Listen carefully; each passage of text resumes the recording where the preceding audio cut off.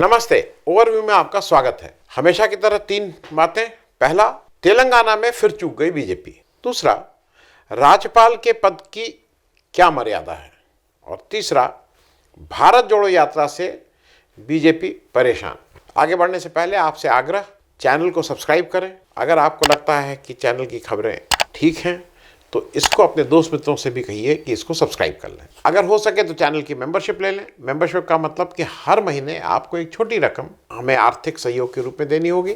और अगर आप हर महीने का कमिटमेंट नहीं करना चाहते हैं तो वन टाइम एक मरतबा भी हमारे चैनल की मेंबरशिप के अलावा एक मुश्त कुछ पैसा देके हमारा आर्थिक सहयोग कर सकते हैं। तो सबसे पहले तेलंगाना में फिर चूक गई बीजेपी।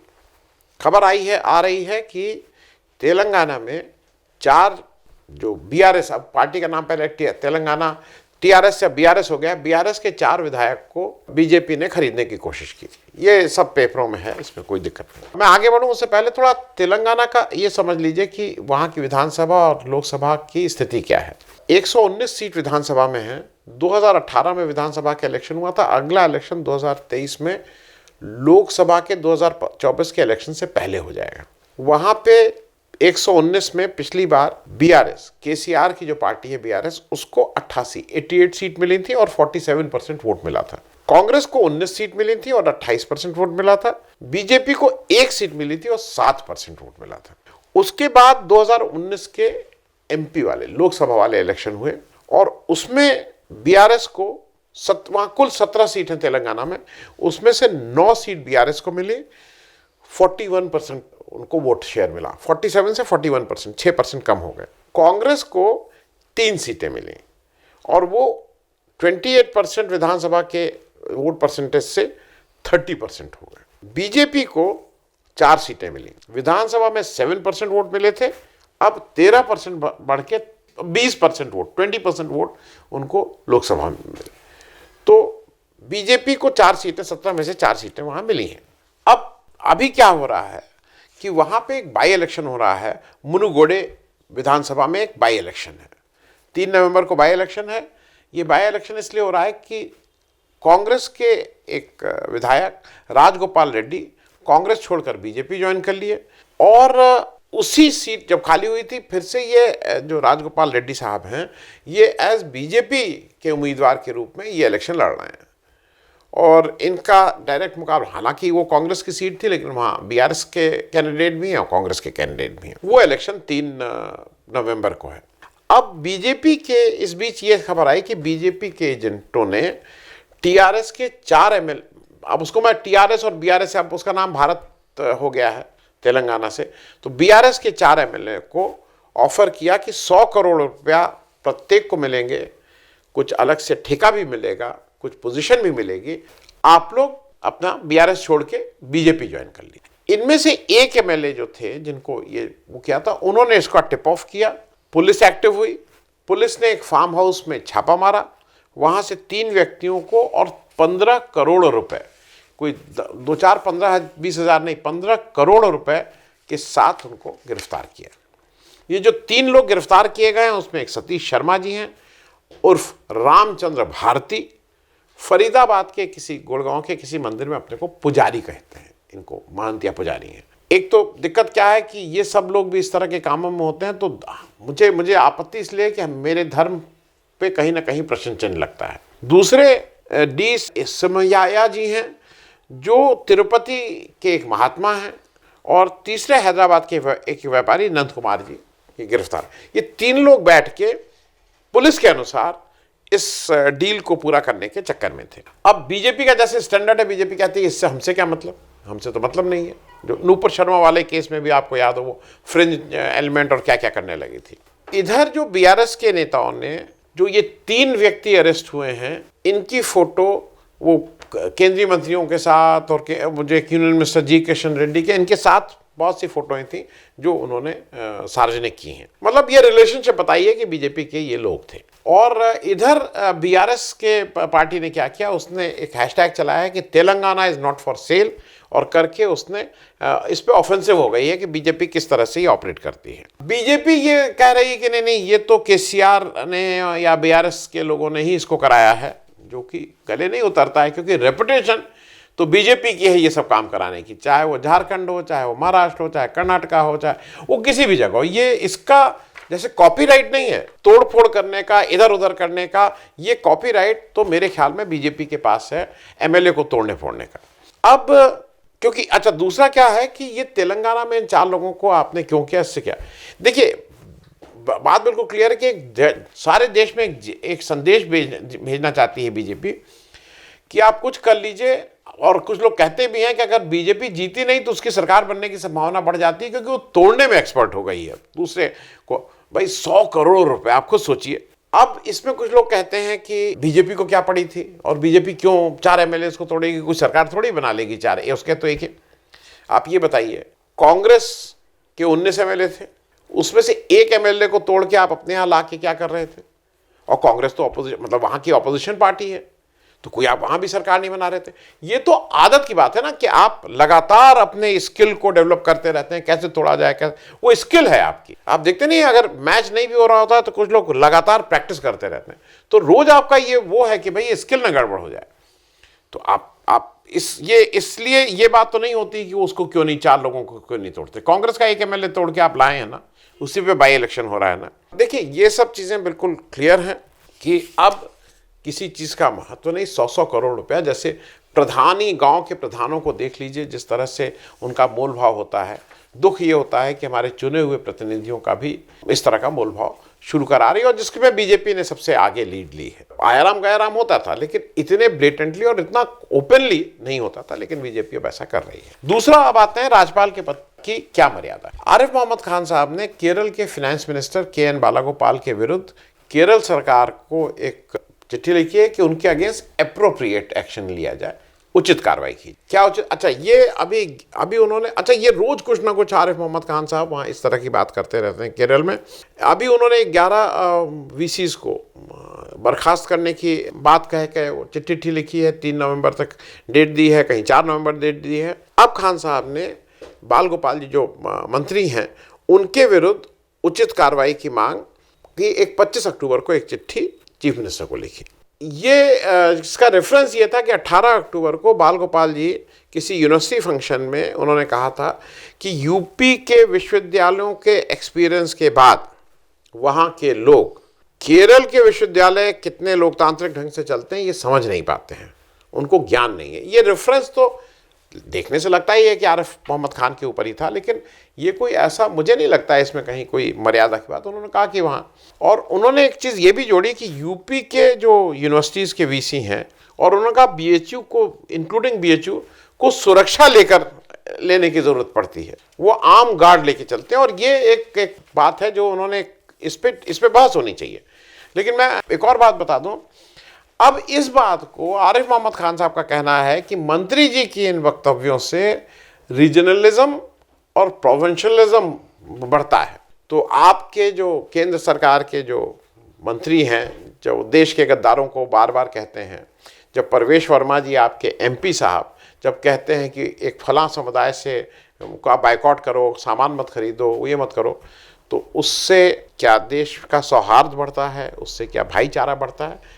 आरिफ साहब, आपसे भी ये उम्मीद थी कि आप उस पर भी कुछ ना कुछ बोलेंगे, जब आप इतने वोकल हैं और आपको ये सब बता रहे हैं कि, और उनका ये कहना था कि चूंकि ये इस तरह की बात किए हैं, इस कारण वो मंत्री जी बाल गोपाल जी राज्यपाल का विश्वास खो चुके हैं, और इसलिए चीफ मिनिस्टर को उचित कार्रवाई करनी चाहिए। इसके उसमें जो चीफ मिनिस्टर विजयन हैं, उन्होंने अपने मंत्री बाल गोपाल में उन्होंने कहा कि मुझे पूरा विश्वास है, कोई कार्रवाई की आवश्यकता नहीं है, कह के इस मामले को समाप्त किया है।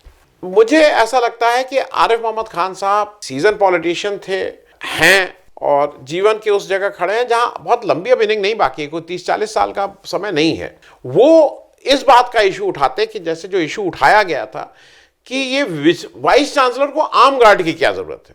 अगर वाइस चांसलर आर्म गार्ड लेके चल रहा है तो ये कहीं ना कहीं मेरे हिसाब से डिस्क्वालिफिकेशन है।